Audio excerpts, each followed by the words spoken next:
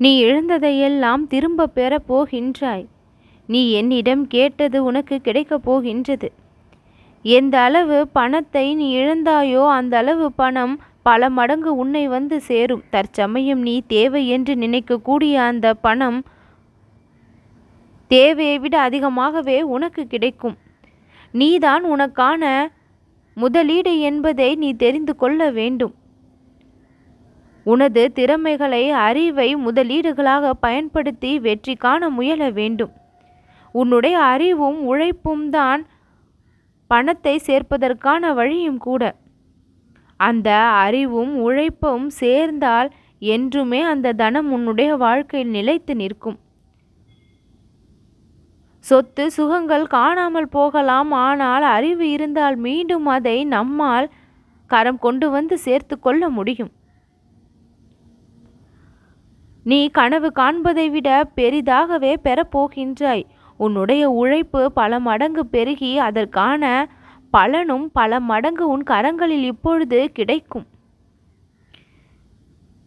பணம் என்றாலே அது ஒரு விளையாட்டு போன்றது. ஒரு சிறு விஷயம்தான், ஆனால் வாழ்க்கையில் மிகப்பெரிய மாற்றத்தையும் முடிவையும் உருவாக்குகின்றது. நாம் சம்பாதிக்கின்ற ஒவ்வொரு ரூபாயையும் விதையாக எண்ண வேண்டும். அதை புத்திசாலித்தனமாக பயிரிட கற்றுக்கொள்ள வேண்டும். அது நாளை மிகப்பெரிய மரமாக வளரக்கூடிய அளவிற்கு அதை பராமரிக்க வேண்டும். விரும்பும் வேலையை நாம் தான் தேர்வு செய்ய வேண்டும். அதற்கான முழு முயற்சியை நாம் தான் போட வேண்டும்.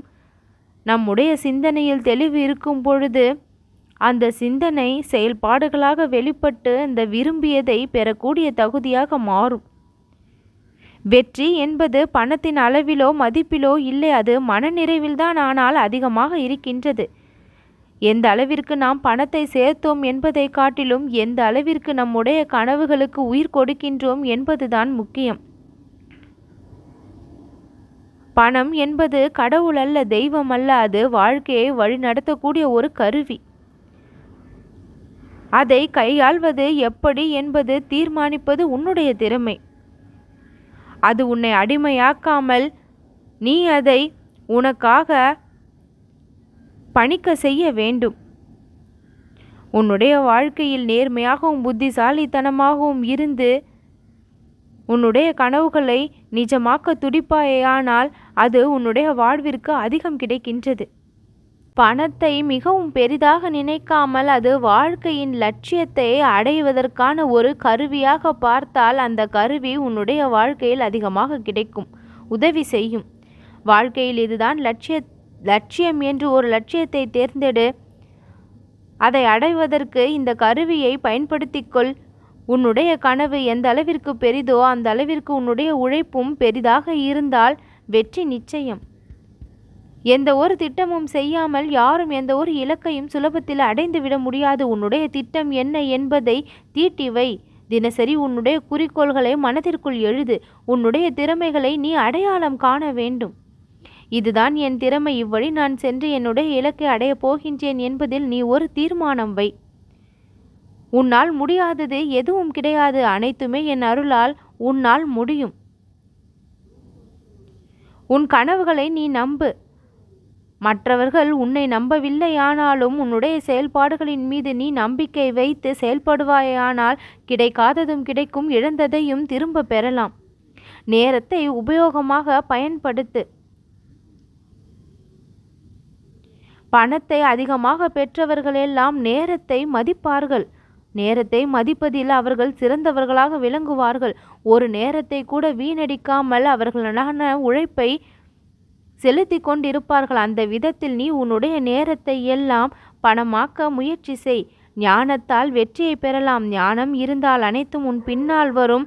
அந்த ஞானத்தை நான் உனக்கு கொடுப்பேன். உன் மீது நம்பிக்கை வைத்து ஒவ்வொரு நாளும் ஒவ்வொரு நிமிடத்தையும் திட்டமிட்டு செயல்படுத்து.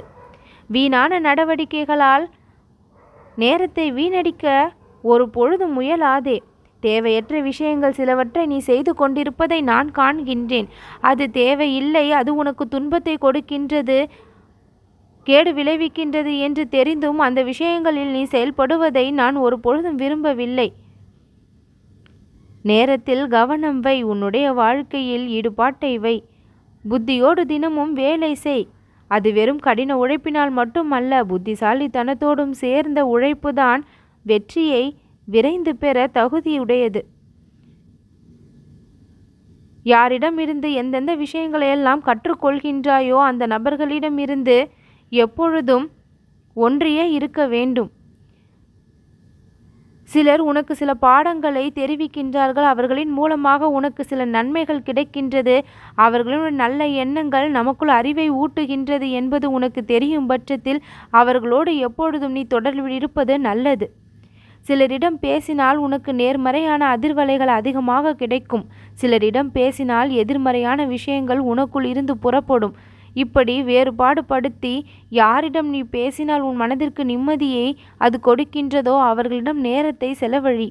அது அறிவு ஊற்றாக நிச்சயம் மாறும். ஒரே நேரத்தில் ஒரு செயலில் மட்டும் நீ கவனம் செலுத்து. ஒரே நேரத்தில் மனதிற்குள் பல விஷயங்களை போட்டு குழப்பிக் கொள்ளாமல் இரு. மெதுமெதுவாக சென்றாலும் வெற்றியை நீ அடைந்து விடுவாய் என்று நம்பு. வேகமாக சென்றால்தான் வெற்றியை பெற முடியும் என்பது எல்லாம் கண்கட்டு வித்தை. அதில் நேர்மை என்பது அதிகம் இருக்காது. குறுக்கு வழியை தேடுதான் புத்தியானது செல்லும். அந்த வழி உனக்கு வேண்டாம்.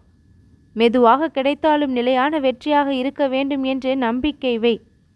மெல்ல மெல்ல உன்னுடைய வேகம் உனக்கே தெரியாமலேயே அதிகமாகும். அப்பொழுது விரைந்து அந்த வெற்றியும் கிடைக்கும். தினமும் புத்தியோடும் என் மீதான பக்தியோடும் நீ இருந்தால் உனக்கு கிடைக்க வேண்டியது தானாக உன் கரம் வந்து சேரும். பல மடங்கு நான் சேர்க்க வைப்பேன். பெரிய பெரிய வேலைகளை எல்லாம் கூட சிறு சிறு விஷயங்களாக பிரித்து பார்த்து செயல்பட தொடங்கு. உன்னுடைய சிரமங்கள் எல்லாம் நாள்தோறும் குறைக்க நீயே முயற்சி செய். மலையென நீ மலைத்து போயிருக்கின்ற விஷயங்களை எல்லாம் சிறு சிறு திட்டங்களாக வகுத்து செயல்பட தொடங்கு. உன்னை பிறரோடு ஒப்பிட்டு பார்த்து தாழ்த்தி கொள்ளாதே. உன்னுடைய உழைப்பையும் நீ தாழ்வாக நினைக்காதே.